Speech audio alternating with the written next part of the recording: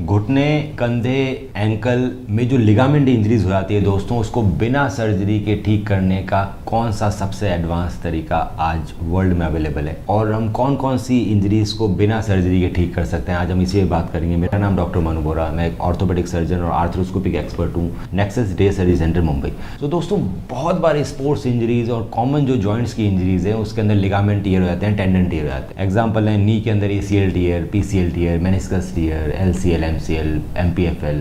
उसी तरह से शोल्डर के अंदर रोटेटर कफ, सुप्रास्पाइनेटस, और एंकल के अंदर ATFL और कई और भी बॉडी में जो टेंडेंस है वो कई बार स्पोर्ट्स इंजरी, एक्सीडेंट या चोट लगने की वजह से टियर हो जाते हैं। और हर कोई ढूंढता रहता है कि आखिर उसका बिना सर्जरी के कैसे इलाज संभव है और किस किस कंडीशंस में हम कर सकते हैं। तो दोस्तों जैसे जैसे हमारी वर्ल्ड में टेक्नोलॉजी आगे बढ़ रही है, हम बिना सर्जरीज के बहुत लोगों को ठीक कर रहे हैं। कभी भी अगर आपकी लिगामेंट इंजरीज होती है, उसकी MRI कराने पे मालूम पड़ता है कि वो पर्टिकुलर इंजरी हुई है। और MRI में ग्रेडिंग आती है, low grade, high grade, grade 1, grade 2, grade 3। उस ग्रेडिंग के हिसाब से डिसाइड डॉक्टर्स करते हैं कि कौन से लिगामेंट को बिना सर्जरी के ठीक करना चाहिए और कौन से ग्रेड के टियर को सर्जरी की जरूरत है। जनरली जो लो ग्रेड टियर होते हैं उसके अंदर बिना सर्जरी के हम आपको ठीक कर सकते हैं। जॉइंट्स हमारे जितने भी होते हैं दोस्तों, उसमें रीजनरेशन की पावर बड़ी कम होती है। जैसे आपने देखा होगा कि आपकी चमड़ी कटती है या आपकी हड्डी टूट जाती है, आपकी मांसपेशियों में चोट लगती रहती है, वो सारी चीज़ें ठीक हो जाती है। पूरी जिंदगी आपकी चमड़ी चलती रहती है, पूरी जिंदगी आपकी हड्डियाँ चलती रहती है, वो टूटती है, रिपेयर होती है, टूटती है, रिपेयर होती है, मांसपेशियाँ भी चलती रहती है। आपने कभी नहीं सुना होगा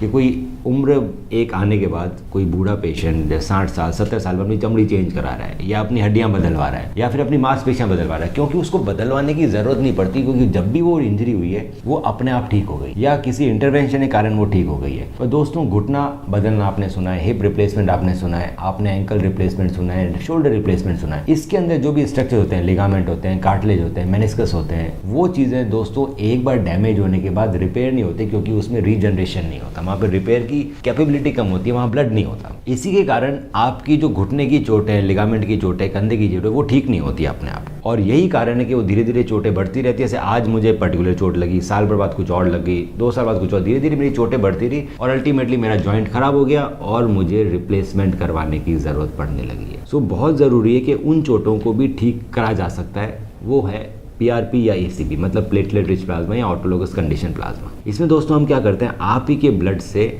हम उसमें प्लेटलेट, ग्रोथ फैक्टर और प्लाज्मा अलग निकाल लेते हैं, जिसके अंदर स्टेम सेल्स भी होते हैं। ACP एक बेटर क्वालिटी का PRP है, जिसका पूरा नाम है ऑटोलोगस कंडीशन प्लाज्मा। इसमें आपका 15 ml हम ब्लड लेते हैं और उसको हम सेंट्रीफ्यूग मशीन में घुमाते हैं, जिससे प्लाज्मा, प्लेटलेट और ग्रोथ फैक्टर और स्टेम सेल्स अलग निकल जाते हैं। उस ACP को हम पर्टिकुलर टेंडन या घुटने में, कंधे में, एंकल में जहाँ पे डैमेज हुआ है, और अगर वो डैमेज कम ग्रेड का है जिसमें सर्जरी की जरूरत नहीं है और मुझे लगता है कि मैं बिना सर्जरी के ठीक कर सकता हूँ, उसमें हम इंजेक्ट, कितना इंजेक्ट करना है, ML कितना होना चाहिए, कितने कितने ड्यूरेशन में इंजेक्ट करना है, जब हम कोई चीज़ इंजेक्ट करते हैं उसको बचा के कैसे रखना है, क्योंकि नए सेल्स बड़े कमज़ोर होते हैं तो उनको बचा के रखने की जरूरत है। तो कौन से नी स्लीव्स या शोल्डर में KT टेप लगानी है या फिर एंकल में कुछ टेपिंग करनी है, वो क्या चीज़ करनी है प्रोसीजर के बाद, ताकि आप जब एक्सरसाइजेस करें तो आपके जो नया जो लिगामेंट जो रीजनरेट हो रहा है उसमें जोर नहीं पड़े, उस पर डैमेज नहीं हो, वो बहुत ज़रूरी है। दूसरा, कौन सी एक्सरसाइजेस करनी है ताकि ये अच्छी तरह से हील हो। अगर आप एक्सरसाइजेज नहीं करेंगे, उससे भी इंजेक्शन लगाएंगे तो भी आपकी हीलिंग प्रोसेस अच्छा नहीं होगा, आपको ट्रीटमेंट का रिजल्ट नहीं मिलेगा। ये बहुत सारे पॉइंट्स जब पूरी तरह से डॉक्टर कवर करता है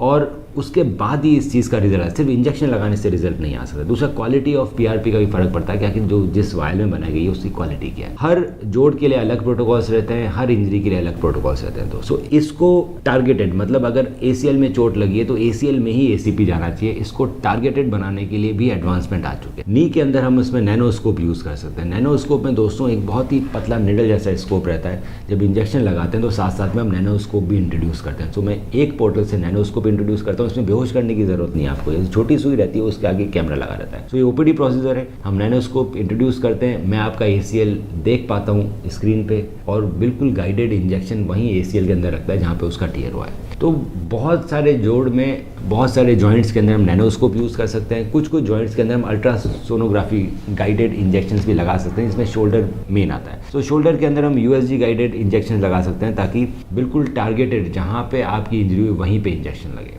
बहुत सारे स्पोर्ट्स मेडिसिन के सर्जन जो रेगुलरली इंजेक्शन लगाते हैं दोस्तों, वो ट्रेन भी हो जाते हैं, उनकी स्किल्स काफ़ी अच्छी हो जाती है जो वो बिना अल्ट्रासाउंड और बिना नैनोस्कोप के भी लगा सकते हैं। सो एक्यूरेसी बहुत सारी तरीकों से आ सकती है। आप नैनोस्कोप से आप एक्यूरेसी ला सकते हैं, आप अल्ट्रासाउंड से ला सकते हैं, साथ में आपकी खुद की इंडिविजुअल डॉक्टर की एक्यूरेसी भी बढ़ जाती है अगर वो रेगुलर इंजेक्शंस लगा रहा है या फिर रेगुलर आर्थ्रोस्कोपिक सर्जरीज कर रहा है। उसके बाद आपकी इंजरी की जो चांसेस है हील होने के वो बहुत ही अच्छे होते हैं। सो अगर आपको लगता है कि आपको चोट लगी है और आप बिना सर्जरी के ठीक हो सकते हैं, आपकी एमआरआई में लिगामेंट टियर आ रहा है, आपको कुछ सर्जन्स बोल रहे हैं कि नहीं सर्जरी की ज़रूरत है, तो आप हमें अपनी एमआरआई भेज सकते हैं और उसकी ग्रेडिंग पढ़ के और बाकी चीज़ों को देख के मैं बताऊंगा कि कहीं कि हम आपको बिना सर्जरी के ठीक कर सकते हैं, कितने दिनों में ठीक कर सकते हैं, कैसे ठीक कर सकते हैं, कैसे कैसे प्रोसेस होगा और हम आपकी सर्जरी कैसे बचा सकते हैं और आपको दोबारा गेट बैक इनटू गेम ला सकते हैं। तो आप हमें अपने एमआरआई भेजिए और उसकी डिटेल में स्टडी करके मैं बताऊंगा कि सबसे अच्छा तरीका क्या रहेगा आपको सर्जरी से बचाने का। ऑर्थो स्पोर्ट्स इंजरी के साथ भी, इंजरी के बाद भी